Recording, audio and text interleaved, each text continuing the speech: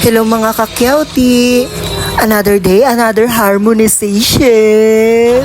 At dahil tag-ulan, wala tayong may isip na gagawin sa panahong ito. Kaya yan, napag-isipan ko na kalikutin ng aking kilay. Since nasabi ko sa sarili ko na kaya kong gawin sa iba, why not? Para sa aking sarili.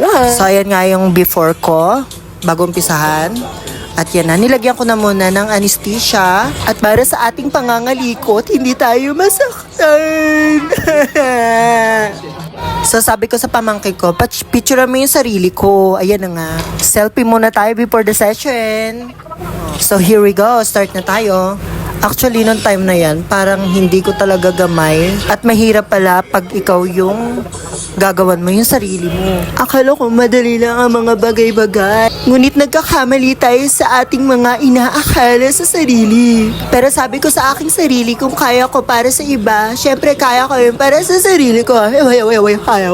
So since makapal na ang ating kilay, sabi ko, why not gayahin natin yung mala Andrea? Brilyanteng kilay. Gusto ko talaga ma-achieve yung mala Andrea Brillantes na kilay since magkahulma kami ng patch. Lang. So ito na nga, kuskus balungos tayo. Hagurin mo rin ng Pilipinas. Yung time na yan, medyo natutuwa ako na naiinis. Kasi parang alam ko na hindi ko na alam yung gagawin ko sa buhay ko. Joke lang. Pero natutuwa na talaga ako sa outcome ng aking ginagawa.